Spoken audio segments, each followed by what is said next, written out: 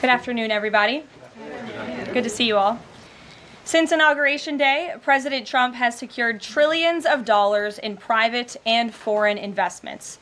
Every single day, more money is pouring into our country, which will create more jobs for hardworking Americans. Today, Schneider Electric pledged to invest more than $700 million in the United States to boost American energy infrastructure and AI. On Monday, Hyundai announced a $20 billion investment in the United States, including $5.8 billion for a new steel plant in Louisiana, which will create nearly 1,500 high-paying jobs. President Trump is truly turning America back into a manufacturing superpower. Yesterday, President Trump marked National Medal of Honor Day by meeting with 21 of our nation's bravest heroes and incredible patriots who have been awarded the highest military honor. Beautiful picture. The president also signed a historic executive order to protect the integrity of American elections by strengthening voter citizenship verification and banning foreign nationals from interfering in U.S. elections. These are the common sense solutions that only Democrats could oppose. But voters deserve elections they can trust, and critical confidence is being restored thanks to President Trump's leadership. Later this afternoon in the East Room, President Trump will mark Women's History Month by honoring the exceptional women around our country, including the highly talented women in his administration and his cabinet. And on an additional scheduling update, the president will hold a press conference in the Oval Office today at 4:00 p.m. to announce tariffs on the auto industry. And I will leave that to him to make that announcement later. Unfortunately, all of this good is happening for our country. This administration is working hard on behalf of the American public every day, but the mainstream media continues to be focused on a sensationalized story from the failing Atlantic magazine that is falling apart by the hour. Here are the facts. The National Security Advisor has taken responsibility for this matter, and the National Security Council immediately said, alongside the White House counsel's office, that they are looking into how a reporter's number was inadvertently added to this messaging thread. We have said all along that no classified material was sent on this messaging thread. There were no locations, no sources, or methods revealed, and there were certainly no war plans discussed. The Atlantic has even admitted this themselves. Their release of these internal messages validates the truth, which we have been saying all along. If this story proves anything, it proves that Democrats and their propagandists in the mainstream media know how to fabricate, orchestrate, and disseminate a misinformation campaign quite well.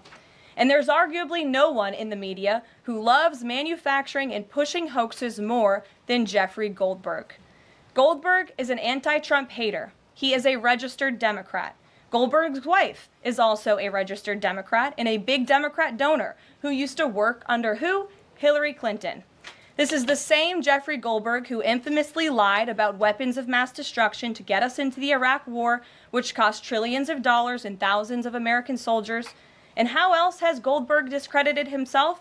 By absurdly claiming that President Trump was Vladimir Putin during the 2016 campaign, by peddling the Russia hoax that tried to hijack President Trump's first term, by inventing the suckers and losers hoax to help Joe Biden in the 2020 election, by peddling a hoax about President Trump involving Gold Star families to help Kamala Harris in the 2024 election, which our campaign at the time vigorously denied. Jeffrey Goldberg didn't care.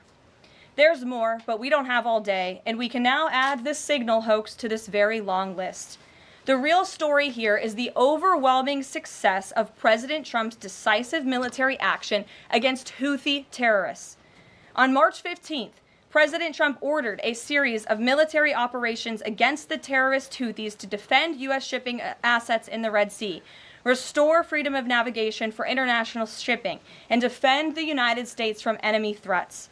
United States forces successfully struck dozens of targets across Houthi-controlled territory. And as a result of these actions, several Houthi leaders were killed, including the Houthi drone chief, his deputy, and several of their drone experts and other key leaders. We also destroyed command and controlled facilities, weapons manufacturing facilities, and advanced weapons storage locations. And it's important to remember why this powerful action took place in the first place. because of Joe Biden's incompetence and pathetic weakness on the world stage for years. The Houthi terrorists grew emboldened. Immediately after taking office in 2021, Joe Biden removed the Iran-backed Houthis from the foreign terrorist organization and specifically designated global terrorist list. Did anybody in this room ask the Biden administration at the time why they made such a stupid mistake? This reckless action undid the designation put in place by President Trump during his first term, and what followed was predictable and devastating. The Houthis targeted U.S. military ships and aircraft, hit commercial ships, including U.S.-flagged vessels, threatened our personnel overseas, and attacked our allies in the region.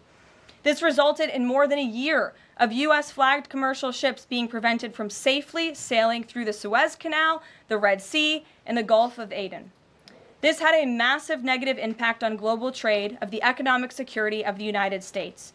Joe Biden was the commander-in-chief, and he sat on his hands while the United States of America was bullied and embarrassed by terrorists. President Trump and his team are putting a stop to these threats and restoring American strength around the world. The Trump peace through strength approach means no terrorist force will stop American commercial and naval vessels from freely sailing the waterways of the world. But unfortunately, this is not what the Democrats and the media want to talk about. They are focused on a coordinated campaign to try and sow chaos in this White House. And this has been the most successful first 2 months of any administration ever, which is exactly why they are doing this. We are not going to bend in the face of this insincere outrage. And here's just one example of how bad faith the Democrats' criticisms are. Democrat Senator Mark Warner is hysterical over the use of Signal, which is an approved decrypted app, in the killing of Houthi terrorists. But Senator Warner himself used Signal to work with a lobbyist for a Russian oligarch to connect the disgraced Steele dossier author who started the Russia hoax, which Jeffrey Goldberg later reported on. How ironic. We're not going to lose focus of the bottom line, which is that Joe Biden's weakness enabled and emboldened Houthi terrorists, and President Trump's strength and resolve eliminated those terrorists. Here in our new media seat today, we have Lindsay Keith. She is the managing editor for Merit TV and serves as their White House correspondent. Merit TV launched 1 year ago and creates and distributes content across diverse platforms. We're glad to have you with us, Lindsay. Please kick us off. I appreciate it and this opportunity for Merit TV. Two questions, if I may. One on Signal, one on the economy. Sure. On Signal, how comfortable is the president with what was shared so far now that the chain has been released? The president's view on all of this remains the same today as it did yesterday. And I think it speaks volumes about the leadership of this president that he went directly to all of you, members of the press corps. He was asked, do you want someone else to go out and do a briefing? And he said, no, I will tackle this story. I will discuss it. The people need to hear from me about this situation. And so his thoughts on this remain the same today. He has placed great trust in his national security team. And as for the usage of Signal, as the president said yesterday, as the CIA director has testified under oath, this is an approved app. It's an encrypted app. The Department of Defense, the Department of State, the CIA has it loaded onto government phones because it is the most secure and efficient way to communicate.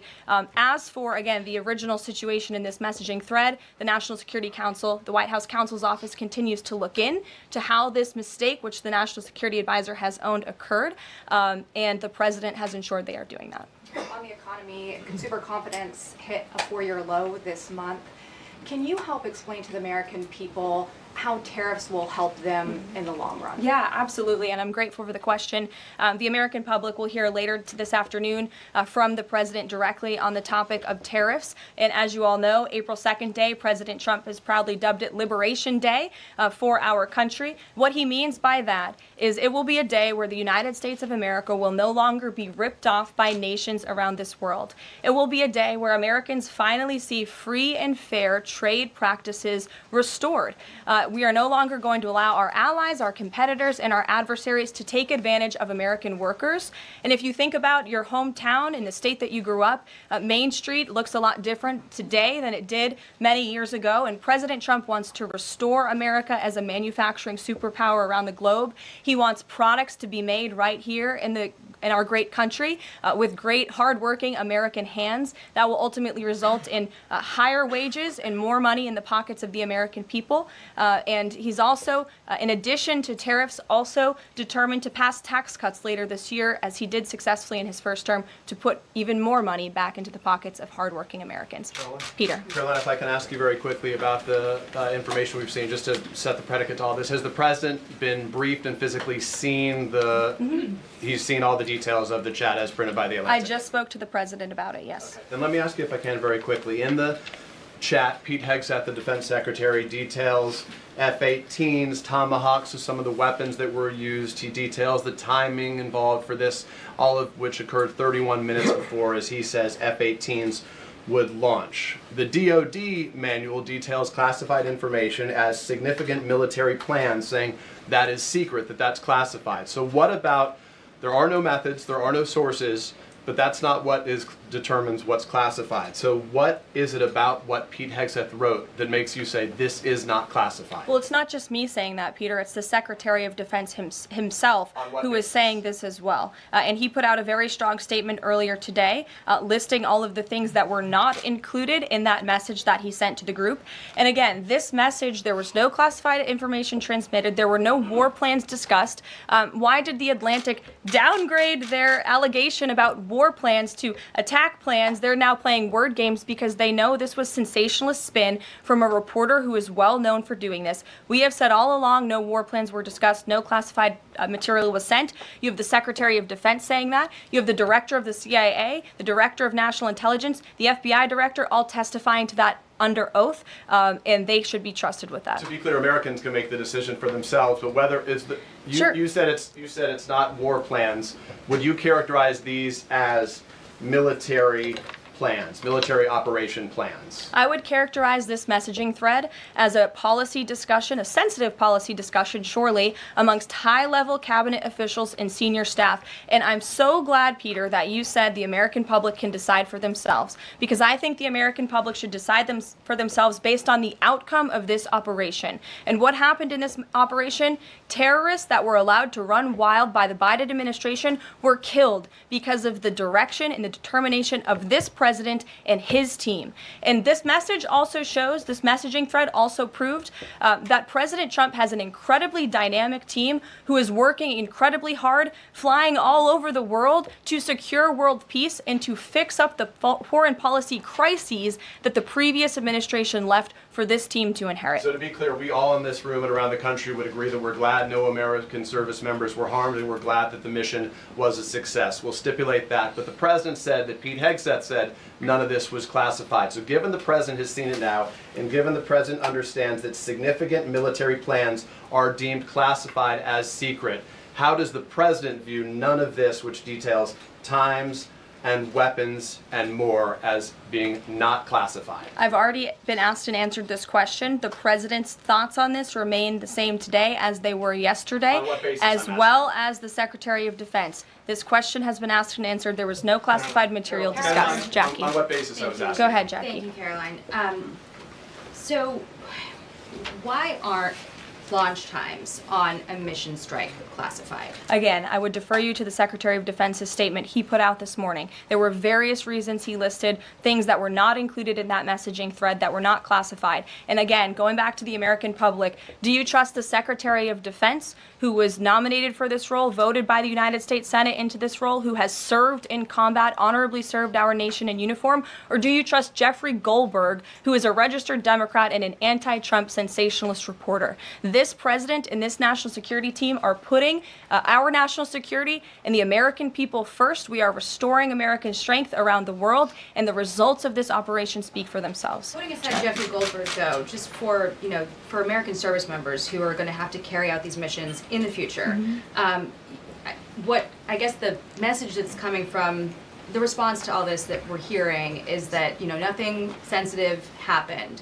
And I guess the logical conclusion of that is that if these messages had gone out publicly prior to the launch, that wouldn't have been a risk to service members. I don't know that they're comfortable with that. So can you explain, had these messages been published, would the plans have moved forward? Would the launch have still taken off? What I can tell you is that the President, as the Commander-in-Chief of our United States Armed Forces, and Secretary Pete Hegseth, who is an incredible man and a warfighter himself, take the lives of our American service members with the utmost responsibility, and they would never do anything intentionally to put their lives at risk. And again, they are working hard on that every single day, and we are protecting our service members while also restoring peace throughout this globe.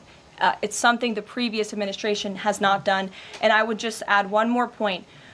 We are not going to be lectured about national security and American troops by Democrats and the mainstream media who turned the other cheek when the Biden administration, because of their incompetence, left 13 service members dead in Afghanistan, and not a single person in the previous administration was held accountable for that botched withdrawal. Joe Biden said, in fact, it was a great operation. That is despicable. It's unacceptable to this president and this Secretary of Defense. The National Security Advisor has taken responsibility for this inadvertent number being added to the messaging thread. But above all, we take the lives of our troops, safety, security, prosperity around the globe with the utmost seriousness. Goldberg's intentions, do you believe Jennifer, that he go would ahead. release that to embarrass the administration ahead of the worldwide threats? Jennifer, go ahead.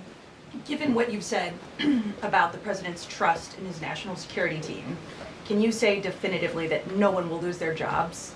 No one will lose their job at all because of this Signal situation? What I can say definitively is what I just spoke to the president about, and he continues to have confidence in his national security team.